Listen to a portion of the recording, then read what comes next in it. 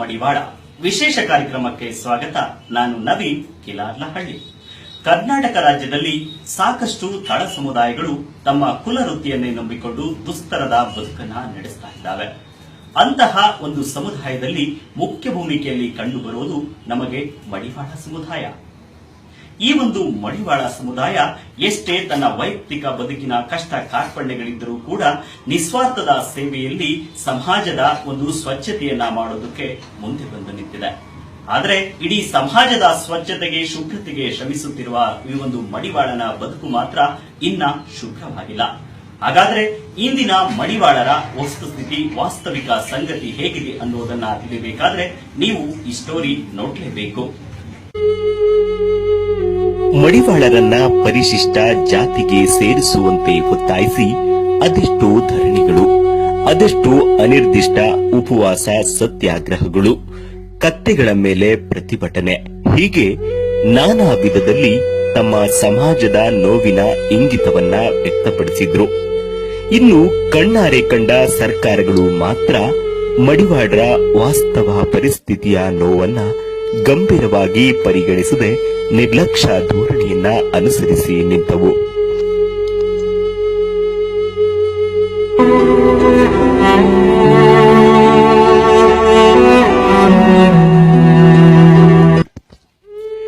ಮಹಾತ್ಮ ಗಾಂಧೀಜಿ, ಪ್ರಸ್ತುತ ರಾಷ್ಟ್ರದ ಪ್ರಧಾನಿ ನರೇಂದ್ರ ಮೋದಿಜಿಯು ಕಂಡು ಕಾಣುತ್ತಿರುವ ಸಮಸಮಾಜ, ಸ್ವಚ್ಛತೆಯ ಕನಸನ್ನ ನೂರಾರು ವರ್ಷಗಳ ಹಿಂದೆಯೇ ಮಡಿವಾಳರ ಕುಲದೈವ ಮಾಚಿದೇವ ನನಸಾಗಿಸಲು ವಚನ ಸಾಹಿತ್ಯದ ಮೂಲಕ ಹೋರಾಟ ನಡೆಸಿದ್ರು ಎನ್ನುವುದಕ್ಕೆ ಅವರ ವಚನಗಳೇ ಇಂದು ಸಾಕ್ಷಿಯಾಗಿವೆ.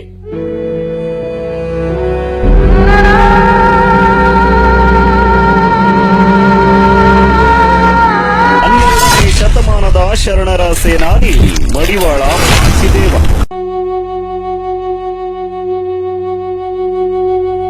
ಹೌದು, 12ನೇ ಶತಮಾನದಲ್ಲಿ ಸಮಸಮಾಜ ರೂಪಿಸುವಲ್ಲಿ ಬುದ್ಧ, ಬಸವಣ್ಣ, ಕನಕದಾಸರ ಪಂಕ್ತಿಯಲ್ಲಿ ತಮ್ಮ ವಚನ ಸಾಹಿತ್ಯದ ಚಳುವಳಿ ನಡೆಸಿದ ಹಿರಿಮೆ ಗರಿಮೆ ಮಡಿವಾಳ ಮಾಚಿದೇವರಿಗೂ ಸಲ್ಲುತ್ತದೆ.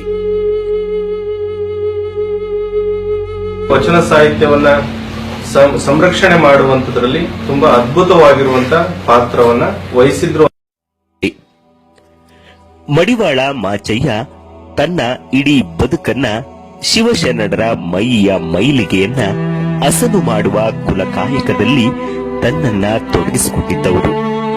ನೇರ ನಿಷ್ಠೂರ ಸ್ವಭಾವ, ಅಚ್ಚನಡೆ, ಬಿಚ್ಚುನುಡಿ, ಸ್ವಚ್ಛ ಮನದಿಂದ ಕಾಯಕ ಪ್ರಜ್ಞೆಯನ್ನ ಮೆರೆಯುತ್ತಿದ್ದ ಮಡಿವಾಳ ಮಾಚಯ್ಯನ ಕಾಯಕ ನಿಷ್ಠೆಗೆ ರಾಜ ಮಹಾರಾಜರೇ ತಲೆ ತಗ್ಗಿಸಿ ಶರಣರಾಗಿದ್ರು.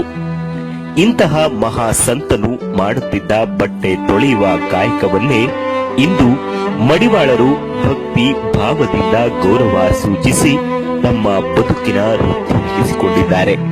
ಆದರೆ ಅಂದು ಮಾಚಯ್ಯನಿಗಿದ್ದ ಮನ್ನಣೆ ಇಂದು ಅವನ ಕುಲದವರಿಗೆ ಯಾಕಿಲ್ಲ?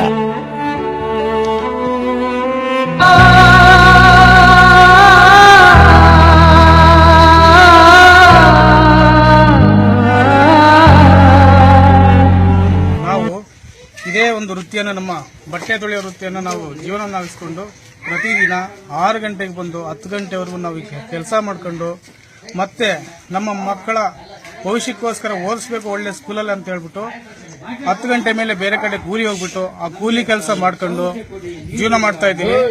ನಮ್ಮ ಈ ಬಟ್ಟೆ ಒಗೆಯುವಂತ ವೃತ್ತಿಗೆ ಬೆಲೆನೇ ಇಲ್ದಂಗಾಗಿದೆ ಇವತ್ತು. ಮಹಾರಾಷ್ಟ್ರದಲ್ಲಿ ಪರೇಡ್, ತಮಿಳುನಾಡಿನಲ್ಲಿ ವನ್ನರ್, ಬಿಹಾರದಲ್ಲಿ ಕನೋಜಿಯಾ, ಡೆಲ್ಲಿಯಲ್ಲಿ ದೋಬಿ, ಆಂಧ್ರದಲ್ಲಿ ರಜಕ, ಚಾಕಲಿ, ಹೀಗೆ ಬೇರೆ ಬೇರೆ ರಾಜ್ಯಗಳಲ್ಲಿ ವಿಭಿನ್ನ ಹೆಸರುಗಳಿಂದ ಕರೆಸಿಕೊಳ್ಳುವ ಮಡಿವಾಳರು ಸಮುದಾಯದ ಸಂಘಟನೆಯನ್ನ ಸುಮಾರು 1933ರಿಂದಲೂ ಅಸ್ತಿತ್ವದಲ್ಲಿರಿಸಿಕೊಂಡಿದ್ದಾರೆ. ವರ್ಷಗಳಾದರೂ ಕೂಡ ಯಾವುದೇ ರೀತಿಯಾಗಿರುವಂತಹ ಮಡಿವಾಳ ಸಮುದಾಯಕ್ಕೆ ಸ್ಥಾನಮಾನಗಳು ದೊರಕಿಲ್ಲ ಅಂತಕ್ಕಂಥದ್ದು. ಮಡಿವಾಳ ಸಮುದಾಯ ಒಂದು ಶೋಚನೀಯ ಪರಿಸ್ಥಿತಿಯಲ್ಲಿ ಇವತ್ತಿದೆ. ಕೇವಲ ಕುಲಕಸುಬಿನ ಆಧಾರದ ಮೇಲೆ ಕುಲಕಸುಬನ್ನ ನಂಬಿಕೊಂಡು ಇವತ್ತು ಜೀವನವನ್ನ ಮಾಡುವಂತ ಒಂದು ದುಸ್ಥಿತಿಯಲ್ಲಿ ಇವತ್ತು ಮಡಿವಾಳ ಸಮುದಾಯ ಇವತ್ತು ಇರುವಂತದ್ದು.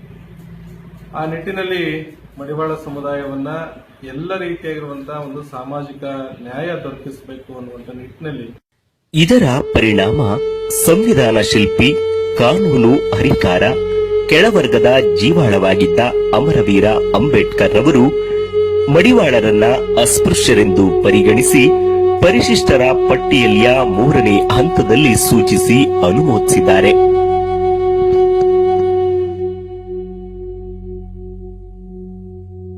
ಮಡಿವಾಳಪ್ಪನ ಕಾಯಕ ನಿಷ್ಠೆಗೆ ರಾಜ ಮಹಾರಾಜರೇ ಶರಣು.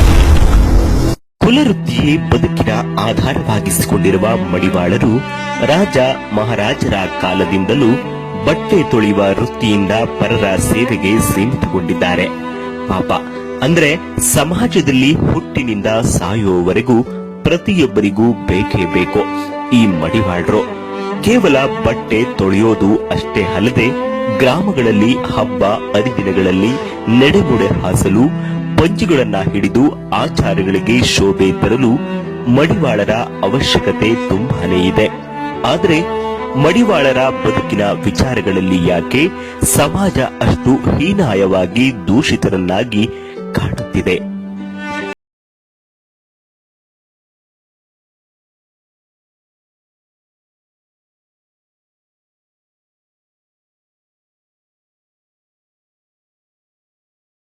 ಗುಲಾಮರಾಗಿ ನಮ್ಮನ್ನು ಕಾಣ್ತಿದ್ದಾರೆ. ನಾವು ಮೈಲಿಗೆ ಬಟ್ಟೆ ಹೊತ್ತು ಅದನ್ನ ಒಂದು ಮೈಲಿಗೆನ ನಾವು ಮಡಿ ಮಾಡಿದ್ರು ಕೂಡ ನಾವು ಬಟ್ಟೆ ಒಗಿತಾ ಇರ್ತೀವಿ. ಗಲೀಜೆಲ್ಲ ನಾವು ಮುಟ್ಕೊಂಡು ನಮ್ಗೆ ರೋಗ ರುಜಿನಗಳೆಲ್ಲ ಬರ್ತಾ ಇರ್ತವೆ. ನಮ್ಗೆ ಆ ಪರಿಹಾರಕ್ಕೂ ಕೂಡ ನಮ್ಗೆ ಯತ್ನವಿರಲ್ಲ. ನಾವಿಷ್ಟು ಕಷ್ಟ ಮಾಡಿದ್ರು ಕೂಡ ನಾವು ಆ ಪರಿಹಾರ ನಮ್ಮ ಕಾರ್ಯ ನಾವು ನಿವೃತ್ತಿ ಮಾಡ್ಕೊಂಬ ಕೂಡ ನಮಗೆ ಅವಕಾಶ ಸೌಲಭ್ಯಗಳಿಲ್ಲ. ಮಡಿವಾಳರ ಮೇಲೆ ದರ್ಪ, ಶೋಷಣೆಗಳು, ಕೀಳು ಭಾವನೆ, ನೋಟಗಳು ಹೆಚ್ಚುತ್ತಲೇ ಇವೆ. ಅಂತಹ ತಪ್ಪು ಇವರೇನು ಮಾಡಿದ್ದಾರೆ? ಸದಾ ಸಮಾಜದ ಸ್ವಚ್ಛತೆ, ಅನ್ಯರ ಆರೋಗ್ಯದ ಕಡೆ ಗಮನ ಹರಿಸಿ ನಮ್ಮ ಆರೋಗ್ಯ ಹದಗೆಟ್ಟರೂ ಪರವಾಗಿಲ್ಲ, ಪಕ್ಕದವರು ಆರೋಗ್ಯವಾಗಿರಲಿ ಎಂದು ಆರೈಸಿ ವೃತ್ತಿ ಮಾಡುತ್ತಾರಲ್ಲ, ಅದೇ ಇವರು ಮಾಡಿದ್ದು ಮೊದಲ ತಪ್ಪು. ಸಮಾಜದಲ್ಲಿ ಅದೆಷ್ಟೇ ಶೋಷಣೆ, ದೌರ್ಜನ್ಯವಾದರೂ ಸಹಿಸಿಕೊಂಡು ಹೋಗ್ತಿದ್ದಾರಲ್ಲ, ಹಾಗೂ ರಾತ್ರಿ ಹಗಲೆನ್ನದೆ ಮುಟ್ಟು ಬಟ್ಟೆಯಲ್ಲಿನ ರಕ್ತ ಕೊಳಕನ್ನ ತಮ್ಮ ಕೈಯಾರ ತೊಳೆದು ಹಸನು ಮಾಡಿ ಕೊಡ್ತಾರಲ್ಲ, ಅದೇ ಇವರು ಮಾಡಿದ್ದು ಮಹಾ ದೊಡ್ಡ ತಪ್ಪು. ನಿಂತ್ಕೊಂಡಿರ್ಬೇಕು, ಬಾಗ್ಲಾಗ ಹೋಗಿ ಬಟ್ಟೆ ಹೊತ್ಕೊಂಡಾಗ ನಿಲ್ಸಿ ಬಟ್ಟೆ ಒಳಗ್ ತಗಂತಾರೆ. ಆಮೇಲೆ ಬರಮ್ಮ ಕೊಡ್ತೀವಿ ದುಡ್ಡ ಅಂತಾರೆ. ಸಾಯಂಕಾಲಕ್ಕೆ ಬಾ, ನಾಳೆಗ್ ಬಾ, ನಾಡದ್ ಬಾ, ಇವತ್ ಬಾ ಅಂತಾರೆ. ಇದಿಲ್ಲ, ನಾವು 10 ಸತಿ ಹೋಗ್ಬೇಕು, ತರ್ಬೇಕಲ್ಲ ಮನೆಗೆ ಏನಾರವ ಊಟಕ್ಕೆ. ಏನ್ ಸ್ವಾಮಿ, ಕೆಲಸ ಮಾಡಕ್ಕೆ ಏನು ನಮ್ಗೆ ಕೆಲಸಕ್ಕೆ ಸಿಗ್ತಾ ಇಲ್ಲ, ಯಾವ ಸೌಲಭ್ಯನೂ ಇಲ್ಲ. ಅದಕ್ಕೆ ನಾವ್ ಯಾರನ್ನ ಕೇಳಕ್ಕೆ ಆಗ್ತಾ ಇಲ್ಲ. ಅದು ಏನಾರ ಒಂದು ನಮ್ಗೆ ಸಹಕಾರ ಮಾಡ್ಕೊಡ್ಬೇಕು. ಕೊಳಕು ನೀರಿನಲ್ಲಿ ರಾಸಾಯನಿಕ ವಸ್ತುಗಳನ್ನ ಬಳಸಿ ಬರಿಗೈಯಲ್ಲೇ ಕೊಳಕು ನಾರುವ ಬಟ್ಟೆಗಳನ್ನ ಶುಚಿಗೊಳಿಸಿ ಸಾಂಕ್ರಾಮಿಕ ಚರ್ಮ ರೋಗಗಳಿಗೆ ತುತ್ತಾದ್ರೂ ತಾವು ಹಿಡಿದ ಕಾಯಕವನ್ನ ಪ್ರಾಮಾಣಿಕವಾಗಿ ಶ್ರಮವಹಿಸಿ ಮಾಡುತ್ತಿದ್ದಾರಲ್ಲ, ಅದೇ ಪಾಪ ಮಡಿವಾಳ ಸಮಾಜದವರು ಮಾಡಿದ್ದು ಇನ್ನೊಂದು ತಪ್ಪು.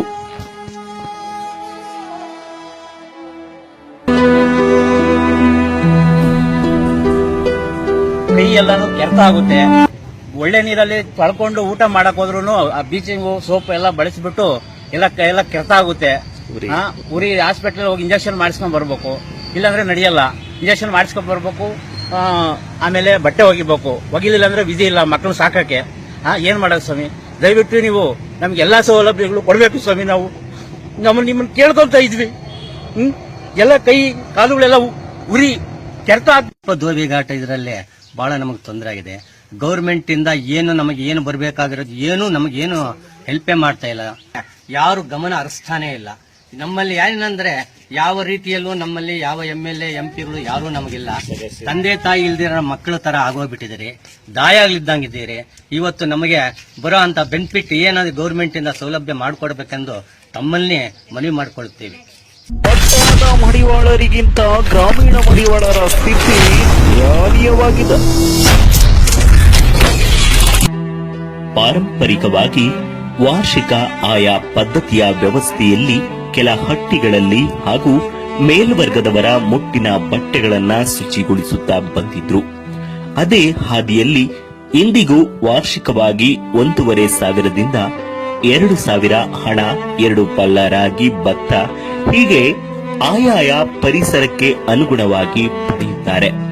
ಕೆಲವೊಂದು ಶುಭ ಸಮಾರಂಭಗಳಲ್ಲಿ ಹಾಗೂ ಮದುವೆ, ಸಾವು, ಹೆಣ್ಣು ಮಕ್ಕಳು ಋತುಮತಿಯ ವೇಳೆ ಬಿಟ್ಟ ಬಟ್ಟೆಯನ್ನ ಒಗೆದು ಕೊಟ್ರೆ ಇನ್ನಷ್ಟು ದವಸ ಧಾನ್ಯಗಳು ಹೆಚ್ಚಾಗಿ ಸಿಗುತ್ತವೆ. ಇದರಿಂದ ಇಡೀ ಕುಟುಂಬವನ್ನ ಸಾಕುವುದು ದುಸ್ತರವೆನಿಸಿದ್ರೂ ಇದು ಅನಿವಾರ್ಯವಾಗಿ ಬಿಟ್ಟಿದೆ. ಇನ್ನು ಸಾಮಾಜಿಕವಾಗಿ ಮಡಿವಾಳರನ್ನ ಕೆಲ ಮೇಲ್ಪಂಕ್ತಿಯವರು ಬಟ್ಟೆ ತೊಳೆಯುವ ಗುಲಾಮ, ಅಸ್ಪೃಶ್ಯ ಹೀಗೆ ಅವರವರ ವಿವೇಚನಾಶೀಲತೆಯೊಂದಿಗೆ ಮಡಿವಾಳರನ್ನ ಕಾಣುತ್ತಿದ್ದಾರೆ.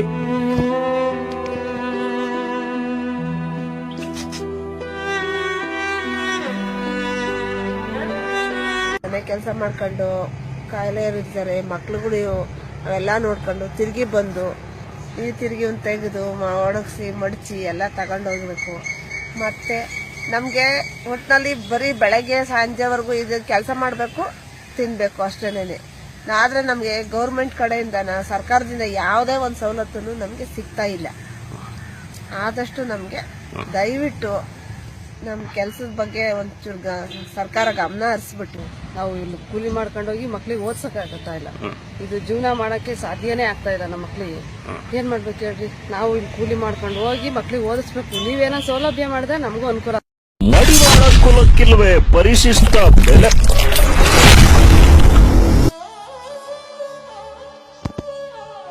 18ಕ್ಕೂ ಹೆಚ್ಚು ರಾಜ್ಯಗಳಲ್ಲಿ ಮಡಿವಾಳರನ್ನ ಹಿಂದುಳಿದ ವರ್ಗಗಳ ಪಟ್ಟಿಯಿಂದ ಪರಿಶಿಷ್ಟ ಪಟ್ಟಿಗೆ ಸೇರಿಸಲಾಗಿದೆ. ಆದರೆ ನಮ್ಮ ಕರ್ನಾಟಕ ರಾಜ್ಯದಲ್ಲಿ ಮಡಿವಾಳರನ್ನ ಪರಿಶಿಷ್ಟ ಪಟ್ಟಿಗೆ ಸೇರಿಸಲಾಗಿಲ್ಲ. ಸುಮಾರು 25 ಲಕ್ಷಕ್ಕೂ ಅಧಿಕ ಮಡಿವಾಳ ಸಮಾಜದವರು ತಮ್ಮ ಕುಲಕಸುಬನ್ನೇ ನಂಬಿಕೊಂಡು ಕರ್ನಾಟಕದಲ್ಲಿ ಬದುಕನ್ನ ಸಾಗಿಸ್ತಾ ಇದ್ದಾರೆ. ಅಂದೊಂದಿನ ಬದುಕು ನಡೆಸಲು ಪ್ರಯಾಸ ಪಡುತ್ತಿರುವ ಮಡಿವಾಳರನ್ನ ಇನ್ನು ಯಾಕೆ ಪರಿಶಿಷ್ಟ ಪಟ್ಟಿಗೆ ಸೇರಿಸಿಲ್ಲ ಅನ್ನೋದು ಮಡಿವಾಳರ ಕರುಳಿನ ಇದೆ.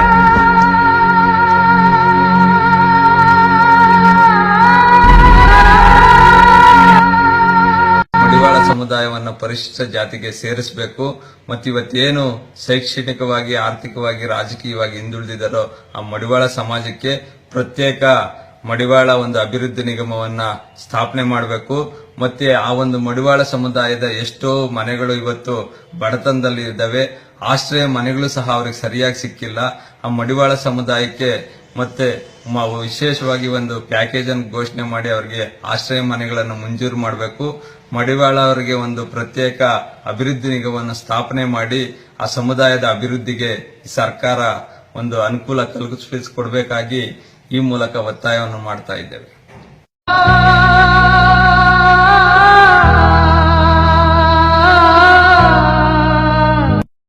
ಶೈಕ್ಷಣಿಕವಾಗಿ ಮಡಿವಾಳರು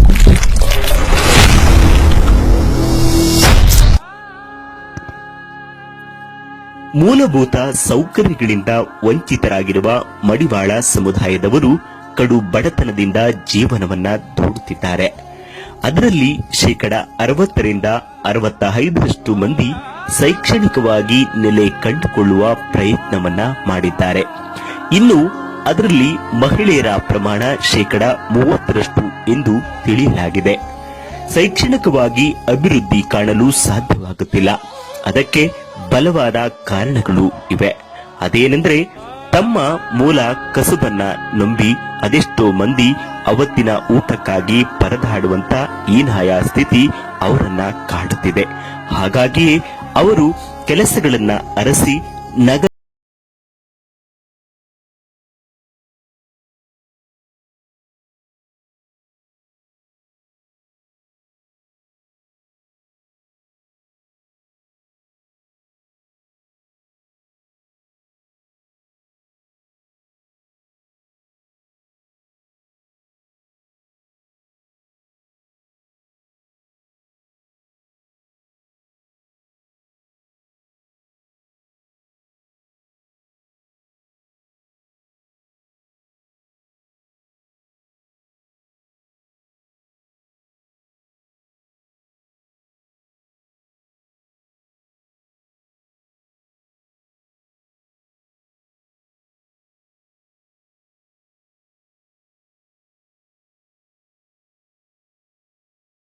ಅಂದರೆ ರಾಜರ ಕಾಲದಿಂದಲೂ ಅವರು ಆ ರಾಜರ ಸೇವೆಗಳನ್ನು ಅಂದರೆ ಅವರ ಮೈಲಿಗೆಯ ಬಟ್ಟೆಗಳನ್ನು ತೊಳ್ಕೊಡೋದ್ರ ಮುಖಾಂತರ ಅದೇ ರೀತಿಯ ಜೀವನ ಸಾಗಿಸ್ಕೊಂಡು ಇವತ್ತೂ ಅದೇ ರೀತಿಯಲ್ಲಿ ಸಾಕಷ್ಟು ಕುಟುಂಬಗಳು ಕೇವಲ ಒಪ್ಪತ್ತಿನ ಊಟದ ಮುಂದಿಟ್ಕೊಂಡು ಎಂಥ ಒಂದು ಮೀಸಲಾತಿಯ ಒಂದು ಕಾನ್ಸೆಪ್ಟ್ ಅನ್ನ ಇಟ್ಕೊಂಡು ಇವತ್ತು ಹೋರಾಟಗಳನ್ನು ಮಾಡ್ತಾ ಇದ್ದಾರೆ.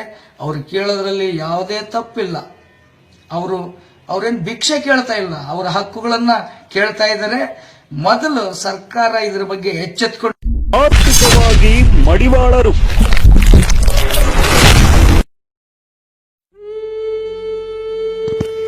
ಮಡಿವಾಳರು ಆರ್ಥಿಕ ಸ್ಥಿತಿಯಲ್ಲಿ ತುಂಬಾನೇ ಕೆಳಹಂತದಲ್ಲಿದ್ದಾರೆ. 5% ಆರ್ಥಿಕ ಸ್ಥಿರತೆ ಅಲ್ಲಿರುವುದು ಮೇಲ್ನೋಟಕ್ಕೆ ಗಮನ ಸೆಳೆದರೆ, ಇನ್ನು 25% ಮಂದಿ ಮಧ್ಯಮ ಹಂತದ ಬದುಕಿನೊಂದಿಗೆ ಹೋರಾಟವನ್ನ ಮಾಡುತ್ತಿದ್ದಾರೆ. ಇನ್ನುಳಿದ 70% ಮಡಿವಾಳ ಸಮಾಜದ ಜನರು ಅಲ್ಲಿ ಇಲ್ಲಿ ಕೂಲಿ ನಾಲಿ ಮಾಡಿಕೊಂಡು ದುಸ್ತರದ ಜೀವನವನ್ನ ಮುಂದುವರಿಸುತ್ತಿದ್ದಾರೆ. ಈ ವಿಚಾರ ಕೇಳುಗರಾದ ನಿಮಗೆ ಅಯ್ಯೋ ಅನ್ಸಿದ್ರೆ ಪಾಪ, ಅನುಭವಿಸ್ತಾ ಇರುವ ಮಡಿವಾಳರಿಗೆ ಹೆಂಗನ್ನಿಸ್ಬೇಡ, ನೀವೇ ಒಮ್ಮೆ ಯೋಚಿಸಿ. ಹಾಗಾಗಿ ಈಗಿನ ಆಧುನಿಕ ಕಾಲಕ್ಕೆ ತಕ್ಕಂತೆ ಸೈಕಲ್ಗಳಾಗಲಿ ಅಥವಾ ದ್ವಿಚಕ್ರ ವಾಹನಗಳಲ್ಲಾಗಲಿ ಕೊಟ್ಟರೆ ಆ ಜನಾಂಗಕ್ಕೆ ಆ ಬಟ್ಟೆಗಳನ್ನು ಸಾಗಿಸೋದಕ್ಕೆ ಅನುಕೂಲ ಆಗುತ್ತೆ. ಮತ್ತೆ ಈ ಒಂದು ನಿಗಮದ ವತಿಯಿಂದ ಇದನ್ನು ಮಂಜೂರು ಮಾಡಬೇಕಾಗಿ ಸರ್ಕಾರದಲ್ಲಿ ನಾವು ವಿನಂತಿಯನ್ನು ಮಾಡ್ತೀವಿ. ಅದೇ ರೀತಿ ಈ ಒಂದು ಅಭಿವೃದ್ಧಿ ನಿಗಮವನ್ನು ಮಾಡಿ ಅದರಡಿ ಈ ಎಲ್ಲ ಅಧಿಕಾರವನ್ನು, ಆ ಕಟ್ಟೆಗಳ ಮತ್ತು ಕುಂಟೆಗಳ ಅಧಿಕಾರವನ್ನು ಅವರಿಗೆ ಮೀಸಲಾಗಿ ಅಲ್ಲಿ ವಾಸಿಸಲು ಯೋಗ್ಯವಾದ ಮನೆಗಳಿಲ್ಲ ಅಂತ ಸುಮಾರು ಸಾವಿರಾರು ಮಡಿವಾಳ ಕುಟುಂಬಗಳು ಬೀದಿ ಪಾಲಿವೆ. ಮಡಿವಾಳಿಕೆಯನ್ನು ಮಾಡಬೇಕಾದ್ರೆ ತಮ್ಮ ಬಟ್ಟೆಗಳನ್ನು ಕೆಮಿಕಲ್ಗಳನ್ನು ಬಳಸಿ ಮಾಡೋದ್ರಿಂದ ಅವರಿಗೆ ಕೈ ಕಾಲುಗಳು ಚರ್ಮಕ್ಕೆ ಇದಾಗಿಬಿಟ್ಟು ಚರ್ಮ ಕಾಯಿಲೆಗಳು ಮತ್ತು ಆಸ್ತಮ ಕಾಯಿಲೆಗಳು ಬರುವಂತಹದ್ದು ಸಂಭಾವನೆ ಹೆಚ್ಚಾಗಿರುತ್ತದೆ. ಅದಕ್ಕಾಗಿ ಸರ್ಕಾರವು ಕೂಡಲೇ ಈ ಒಂದು ಸಮಾಜಕ್ಕೆ ಹೆಲ್ತ್ ಕಾರ್ಡನ್ನು, ಒಂದು ಆರೋಗ್ಯ ಕಾರ್ಡನ್ನು, ಆರ್ಥಿಕ ಸಂಕಷ್ಟದಲ್ಲಿರ್ತಕ್ಕಂಥ ಈ ಬಡ ಮಡಿವಾಳ ಕುಟುಂಬಗಳಿಗೆ ಒಂದು ಹೆಲ್ತ್ ಕಾರ್ಡನ್ನು ಕೊಡಿಸುವುದರ ಮೂಲಕ ರಾಜಕೀಯವಾಗಿ ಮಡಿವಾಳರು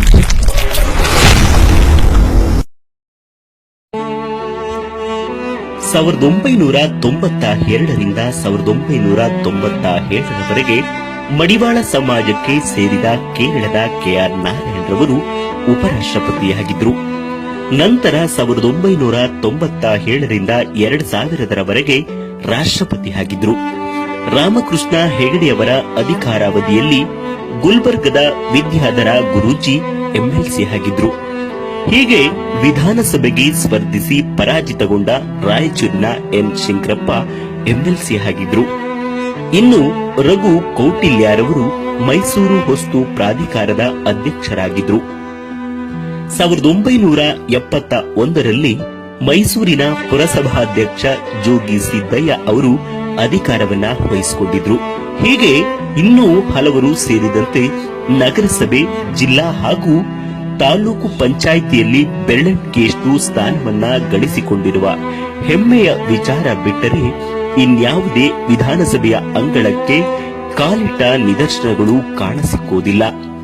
ಆದರೆ ಅನ್ಯ ರಾಜ್ಯಗಳಾದ ಉತ್ತರ ಪ್ರದೇಶದಲ್ಲಿ 13 ಎಂಎಲ್ಎಗಳು, ಒಬ್ಬ ಎಂಪಿ ಒಳಗೊಂಡಂತೆ ಬಿಹಾರದಲ್ಲಿ 2 ಎಂಎಲ್ಎಗಳು ಸೇರಿದಂತೆ ಬೇರೆ ಬೇರೆ ರಾಜ್ಯಗಳಲ್ಲಿ ಮಡಿವಾಳ ಸಮಾಜದವರು ರಾಜಕೀಯ ಅಸ್ತಿತ್ವವನ್ನ ಕಾಯ್ದುಕೊಂಡಿದ್ದಾರೆ. ಆರ್ಥಿಕವಾಗಿ, ಶೈಕ್ಷಣಿಕವಾಗಿ, ರಾಜಕೀಯವಾಗಿ ತುಂಬಾ ನಾವು ಹಿಂದೆ ಇದ್ದೀವಿ ಅಂತ ಏನು ಸರ್ಕಾರದ ಸವಲತ್ತು ನಮ್ಮ ಮಡಿವಾಳ ಸಮಾಜಕ್ಕೆ ಸಿಗುವಂತ ಸವಲತ್ತುಗಳಿದೆ, ಆ ಸವಲತ್ತುಗಳು ನಮ್ಮ ಮಡಿವಾಳ ಸಮಾಜದ ಕೆಳವರ್ಗದ ಜನಕ್ಕೆ ಇವತ್ತು ತಲುಪ್ತಾ ಇಲ್ಲ. ಈ ಮೇಲಿಗೆ ಆಗಿರುವಂತ ಬಟ್ಟೆನ, ಇವೆಲ್ಲ ಆಸ್ಪತ್ರೆಯಲ್ಲಿ ಇದಾಗಿರೋ ಬಟ್ಟೆನ ಕೆಳವರ್ಗದ ಜನ ನಮ್ಮಲ್ಲಿದ್ದಾರೆ. ದಯಮಾಡಿ ಸರ್ಕಾರದವರು ಇದಕ್ಕೆ ನಮಗೆ ಮೀಸಲಾತಿ ಕೊಡಬೇಕು.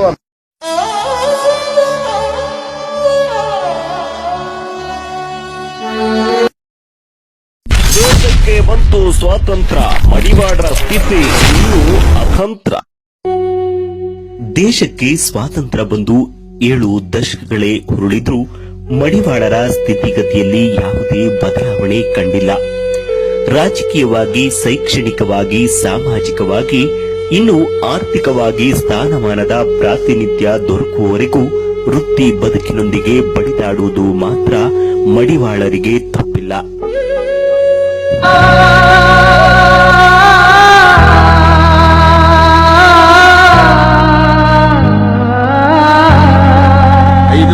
ಇರಬೇಕು, ಸೈಕಲ್ ಬಟ್ಟೆ ಹಾಕೊಂಬರ್ಬೇಕು, ತಿಳ್ಕೊಂಬರ್ಬೇಕು. ನಮ್ಗೆ ಅಲೆ ಸುಸ್ತಾಗಿರ್ತದೆ, ಒಟ್ಟಿಗೆ ಆಹಾರ ಇಲ್ಲ, ಏನೂ ಇಲ್ಲ. ಬಟ್ಟೆ ತಗೊಂಡು ಕೊಟ್ರೆ ಅವ್ರ ಹತ್ರಕ್ಕೆ ನೀನು ಯಾಕಪ್ಪ ಅಷ್ಟು ಹೇಳ್ತೀಯ ಇಷ್ಟು ಹೇಳ್ತೀಯ ಅಂತ ರಿಪೀಟ್ ಮಾಡ್ತಾರೆ ನಮಗೆ.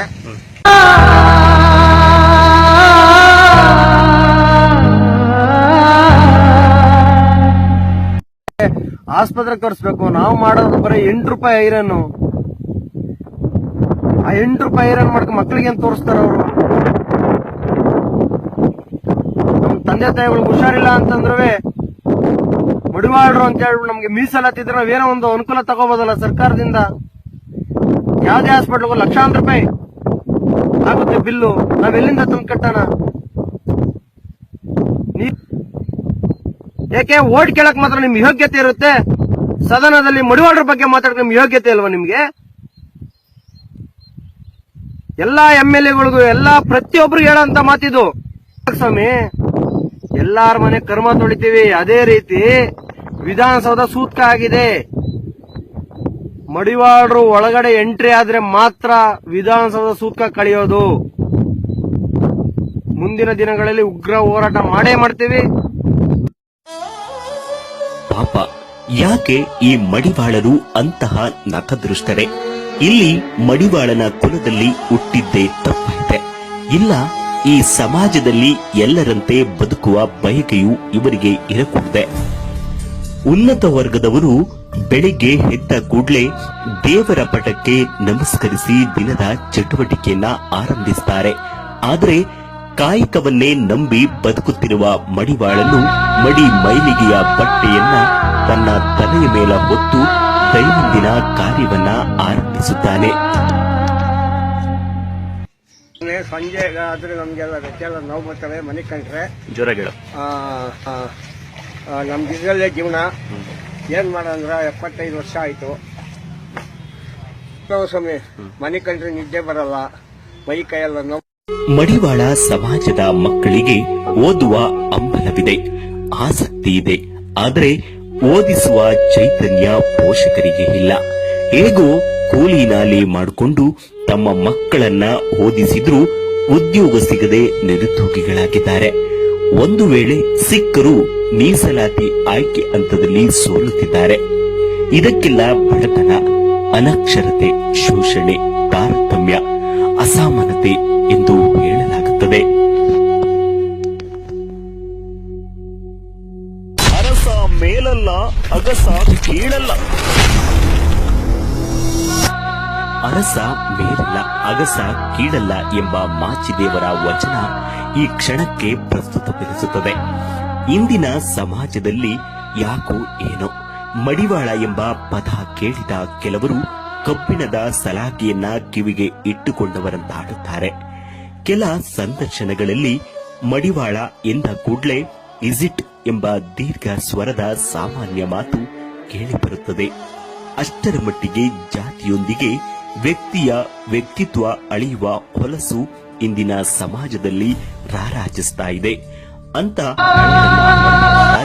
ಕೆಲ ನೊಂದ ಮಡಿವಾಳರು. ಲೋನ್ ಕೇಳಕ್ ನೋಡಿದ್ರು ಕಳ್ಳನ್ ತರ ನೋಡ್ತಾರೆ ಬ್ಯಾಂಕ್ನವರು. ಐರನ್ ಅಂಗಡಿಗೆ ಲೋನ್ ಅಂದ್ರೆ 10,000 ಸಾಕು, 20,000 ಸಾಕು ಎಂಬ ಪ್ರಶ್ನೆ ನಮ್ಮನ್ನ ಖಂಡಿತ ಕಾಡದೇ ಇರದು. ಎಷ್ಟೋ ಮಂದಿ ಮಡಿವಾಳ ಕುಲದಲ್ಲಿ ಜನಿಸಿ ತನ್ನ ಬದುಕು ಸಾಗಿಸುವ ನಾಟಕದಲ್ಲಿ ತುತ್ತು ಊಟಕ್ಕಾಗಿ ತನ್ನ ಕುಲದ ಬದಲಿಗೆ ಬೇರೊಂದು ಕುಲದ ಹೆಸರಲ್ಲಿ ಇಂದಿನ ಸಮಾಜದಲ್ಲಿ ಬದುಕ್ತಾ ಇರೋದು ಮಡಿವಾಳರಿಗೆ ಅವಮಾನವೇ ಸರಿ.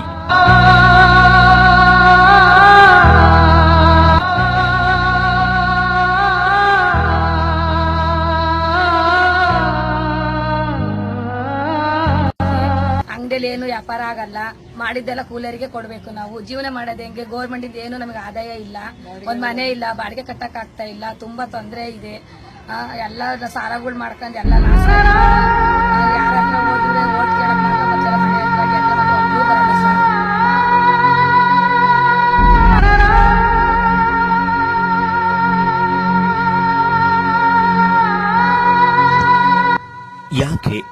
ಮಡಿವಾಳ ಕುಲವೆನ್ನೋದು ಅಷ್ಟೊಂದು ಹೀನ ಕುಲವೇ? ಇಲ್ಲ, ಈ ಸಮಾಜದಲ್ಲಿ ಜನಿಸಿ ಇವರು ಪಾಪ ಮಾಡಿದ್ರೆ ಯಾವುದೋ ದೇಶದ್ರೋಹದ ಕಾರ್ಯ ಮಾಡಿದ ಭಯೋತ್ಪಾದಕರಂತೆ ಕಾಣುತ್ತಾರೇಕೆ?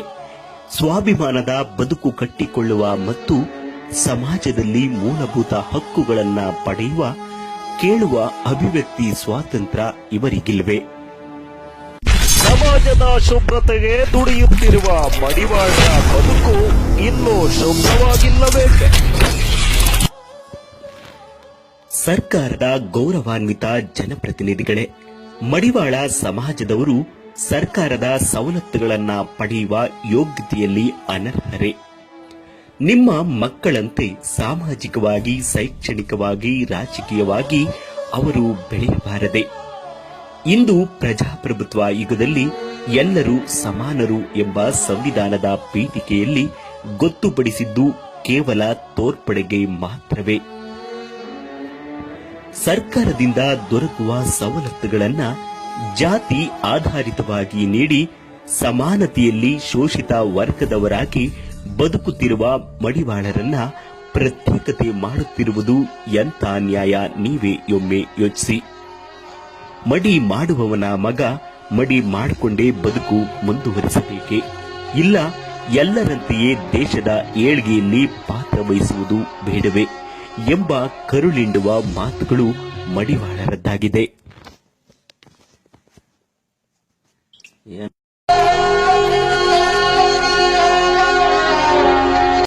ಮಡಿವಾಳರ ಗೋಳು ಕೇಳೋರ್ಯಾರು?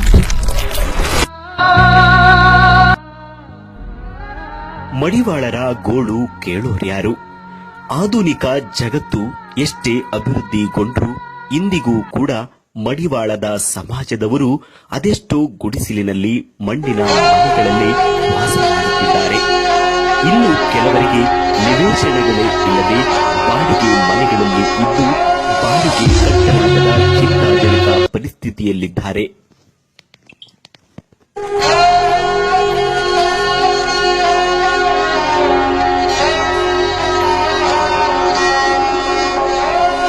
ಸ್ವಾತಂತ್ರ್ಯ ಬಂದು ಹಲವು ದಶಕಗಳೇ ಉರುಳಿದ್ರು ಮಡಿವಾಳರಿಗೆ ಸ್ವಂತ ಸೂರಿಲ್ಲದೆ ಬದುಕನ್ನ ಸಾಗಿಸ್ತಾ ಇದ್ದಾರೆ. ಒಂದೇ ಮನೆಯಲ್ಲಿ ಮೂರು ಕುಟುಂಬಗಳಂತೆ ವಾಸ ಮಾಡುತ್ತಿದ್ದಾರೆ. ಅವು ಹಳೆಯ ಮನೆಗಳು. ಇನ್ನು ಮಳೆ ಬಂದರಂತೂ ಆ ಜನರ ಪರಿಸ್ಥಿತಿ ಹೇಳತಿರದು. ಒಂದು ಮನೆ 3 ಕುಟುಂಬ.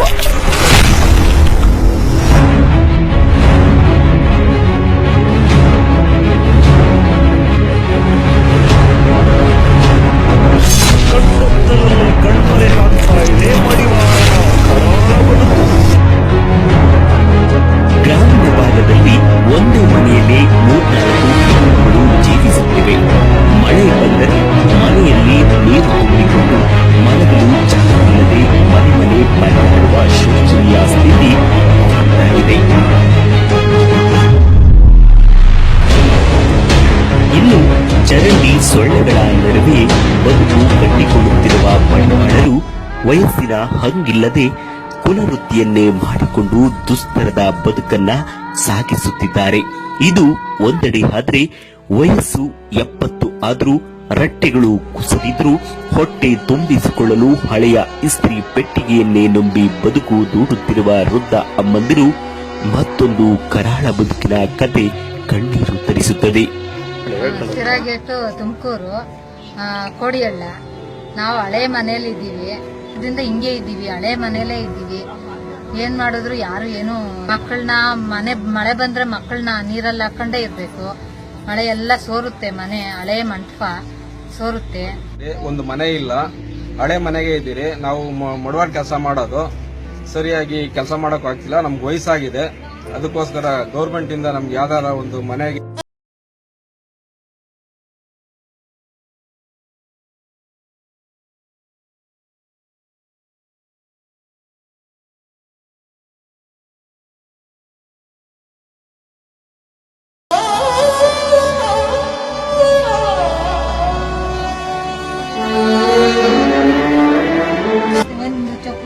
ಚಪ್ಪಲಿ ಹೊಲಿಯರೆ ವಾಸಿ. ನಾವು ನಮ್ಗೆ ಚಪ್ಪಲಿ ತಗೊಳಕ್ಕೆ ದುಡ್ಡಿಲ್ವಲ್ಲ, ಮಡವಾಳ್ರು ಅಷ್ಟು ಹಿಂಜರಿತಾರೆ. ನಮ್ಮನ್ನ ನೋಡ್ಬಿಟ್ರೆ ತಲೆ ಮೇಲೆ ಹೊತ್ಕೊಂಡು ಹೋಗಿ ಮಾಡ್ಕೊಂಡು ತಗೊಂಡೋಗಿ ಕೊಡ್ತೀವಲ್ಲ, ಅದಕ್ಕೆ ನಮ್ಮನ್ನ ನೋಡಲ್ಲ ಅವರು. ಚಪ್ಪಲಿ ಒಲೆಯರ್ಗಿಂತ ಕಡೆ ನಾವು. ನಾವೇನು ಸೌಲಭ್ಯ ಇಲ್ಲ ಸ್ವಾಮಿ, ನಮ್ಮ ಮಡವಾಳ್ರಿಗೆ ಏನು ಸೌಲಭ್ಯ ಇಲ್ಲ. ಮಕ್ಳು ಓದ್ಸೋದ್ರಲ್ಲಿ ನೋಡ್ರಿ, ಒಂದು ಊಟ ಉಪಚಾರದಲ್ಲಿ ನೋಡ್ತಾರೆ. ಡಿಪೋನಲ್ಲಿ ಈಗ ಪೆನ್ಷನ್ ನಿಲ್ಸೇವ್ರಿ, ಅದು ಇಲ್ಲ. ಈಗ ಅಂತದ್ರಾಗೆ ನಾವು ಒಬ್ಬೊಬ್ರು ಕೈಲಾಗ್ದವು ಏನ್ ಕೆಲಸ ಮಾಡೋದು, ಯಾರು ಇಲ್ಲ. ಜೀವನ ಹೆಂಗ್ ಮಾಡ್ಬೇಕು? ಇವಾಗ್ಲೂ ಬಂಗೆ ಯಾವ ಮಕ್ಳು ಮರಿ ಯಾರು ನೋಡ್ತಾರೆ ಈ ಕಾಲದಲ್ಲಿ? ಒಬ್ಬ ಮಗ ಇದ್ದಾನೆ, ಬೆಂಗಳೂರಿನಾಗಿದ್ದಾರೆ.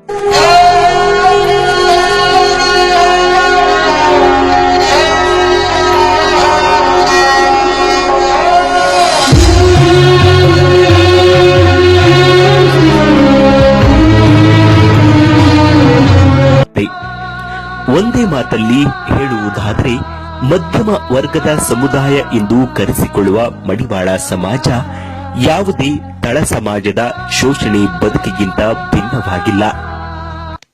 ವಯಸ್ಸಿನ ಹಂಗಿಲ್ಲದೆ ದಂಡಿಸಬೇಕಿದೆ ದುಂಡನೆ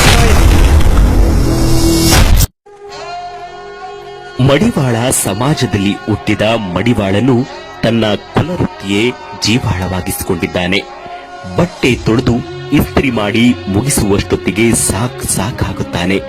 ಈ ವೃತ್ತಿ ಮಾಡೋದಕ್ಕೆ ಮನೆ ಮಂದಿಯ ಸಹಾಯ ಬೇಕೇ ಬೇಕು. ತುತ್ತು ಊಟದ ಚೀಲ ತುಂಬಿಸಿಕೊಳ್ಳುವ ಅನಿವಾರ್ಯ ಇರೋದ್ರಿಂದ ಓದುವ ಮಕ್ಕಳು ಸಹ ಕಾಲಕ್ರಮೇಣ ಶಾಲಾ ಕಾಲೇಜುಗಳಿಂದ ದೂರ ಉಳಿದು ಬಟ್ಟೆ ತೊಳೆಯೋದನ್ನೇ ತಮ್ಮ ಕಾಯಕವಾಗಿಸಿಕೊಂಡಿದ್ದಾರೆ. ಇದು ಕೇವಲ ಹೊಟ್ಟೆ ತುಂಬಿಸುತ್ತದೆ ವಿನ ಭವಿಷ್ಯಕ್ಕೆ ಗ್ಯಾರಂಟಿ ಇಲ್ಲ.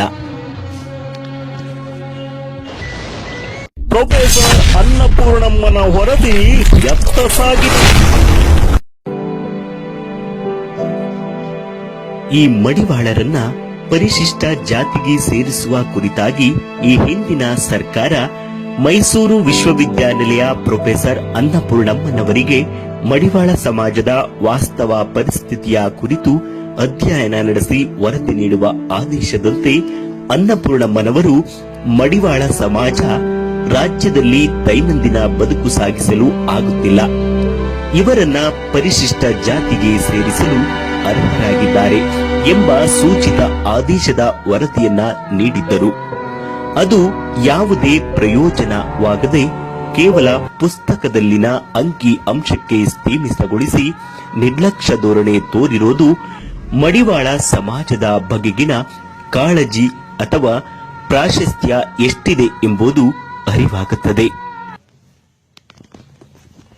ಹಿಂದಿನ ಮುಖ್ಯಮಂತ್ರಿ ಸಿದ್ದರಾಮಯ್ಯ ಹಾಗೂ ಸಮಾಜ ಕಲ್ಯಾಣ ಇಲಾಖೆ ಸಚಿವ ಎಚ್ ಆಂಜನೇಯ ಅವರು ವರದಿಯನ್ನ ಆಧರಿಸಿ ವಿಶೇಷ ಮೀಸಲಾತಿ ವ್ಯವಸ್ಥೆ ಕಲ್ಪಿಸಲಾಗುವುದು, ಹಾಗೆಯೇ ಕೇಂದ್ರ ಸರ್ಕಾರಕ್ಕೆ ಶಿಫಾರಸು ಮಾಡಲಾಗುವುದು ಎಂಬ ಭರವಸೆಯನ್ನ ನೀಡಿದ್ರು. ಆ ಭರವಸೆ ಇಂದಿಗೂ ಕೂಡ ಭರವಸೆಯಾಗಿ ಉಳಿದುಕೊಂಡಿದೆ. ಮಡಿವಾಳರ ಮೇಲೆ ಕರುಣೆಯ ಕಣ್ಣು ಬಿಡ್ತಾರ ಕರ್ನಾಟಕ ಸಿಎಂ. ಕರ್ನಾಟಕ ರಾಜ್ಯದ 25ನೇ ಮುಖ್ಯಮಂತ್ರಿಯಾಗಿ ಪ್ರಮಾಣ ವಚನ ಸ್ವೀಕಾರ ಮಾಡಿದ ಕುಮಾರಸ್ವಾಮಿ ಅವರು ಚುನಾವಣಾ ಪೂರ್ವ ಬಹಿರಂಗ ಸಭೆಯಲ್ಲಿ ಜೆಡಿಎಸ್ ಅಧಿಕಾರಕ್ಕೆ ಬಂದ ಕೂಡಲೇ ಮಡಿವಾಳರನ್ನ ಪರಿಶಿಷ್ಟ ಪಟ್ಟಿಗೆ ಸೇರಿಸುವಂತೆ ಶಿಫಾರಸು ಮಾಡುತ್ತೇನೆ ಎಂಬ ವಿಶ್ವಾಸವನ್ನ ವ್ಯಕ್ತಪಡಿಸಿದ್ರು. ಈಗ ಕುಮಾರಸ್ವಾಮಿಯವರು ಅಂದುಕೊಂಡಂತೆ ಅಧಿಕಾರಕ್ಕೆ ಬಂದಾಯಿತು, ಮುಖ್ಯಮಂತ್ರಿನೂ ಆಗಿದ್ದಾಯಿತು. ಇನ್ನೇನಿದ್ರು ಮಡಿವಾಳ ಸಮಾಜದ ಏಳ್ಗೆಗೆ ದುಡಿಯುತ್ತಿರುವವರು ಸಂಘಟಿತರಾಗಿ ಅವರನ್ನೊಮ್ಮೆ ಈ ಹಿಂದೆ ಪ್ರಸ್ತಾಪಿಸಿದ ವಿಚಾರವನ್ನ ಮತ್ತೊಮ್ಮೆ ಅವರ ಮುಂದಿಟ್ಟರೆ ಬಹುಶಃ ಮಡಿವಾಳ ಸಮಾಜದ ಮೇಲೆ ಕರುಣೆ ತೋರಿ ಎಸ್ಸಿಗೆ ಸೇರಿಸಿ ಅವರು ಕೊಟ್ಟ ಮಾತು ಉಳಿಸಿಕೊಳ್ತಾರೆ ಎಂಬ ಕೂಗು ಮಡಿವಾಳರಲ್ಲಿ ಭರವಸೆಯ ಉಸಿರಾಗಿ ಹರಿದಾಡ್ತಾ ಇದೆ. ನಿಮ್ಮ ಕೆಲವು ಬೇಡಿಕೆಗಳನ್ನು ಇಟ್ಟಿದ್ದೀರಿ. ನ್ಯಾಯಯುತವಾಗಿ ಬೇರೆ ಯಾವುದೇ ಸಮಾಜಗಳಿಗೂ ಅನ್ಯಾಯ ಆಗದೇ ಇರತಕ್ಕಂಥ ರೀತಿಯಲ್ಲಿ ನಿಮ್ಮ ಸಮಾಜದ ಪ್ರತಿಯೊಂದು ಕುಟುಂಬವನ್ನ ಆರ್ಥಿಕವಾಗಿ ಶೈಕ್ಷಣಿಕವಾಗಿ ಮೇಲೆ ಎತ್ತತಕ್ಕಂಥ ಒಂದು ಕಾರ್ಯಕ್ರಮಗಳನ್ನ ಮುಂದಿನ ನಿಮ್ಮ ಆಶೀರ್ವಾದದಲ್ಲಿ ಈ ನಾಡಿನಲ್ಲಿ ಅನುಷ್ಠಾನಕ್ಕೆ ತರತಕ್ಕಂಥದ್ದಕ್ಕೆ ಈ ವೇದಿಕೆ ಮುಖಾಂತರ ನಾನು ಭರವಸೆಯನ್ನು ನಿಮ್ಮೆಲ್ಲರಿಗೆ ನೀಡಿ ಇವತ್ತಿನ ಒಂದು ಕಾರ್ಯಕ್ರಮವನ್ನು ಯಶಸ್ವಿಗೊಳಿಸಿ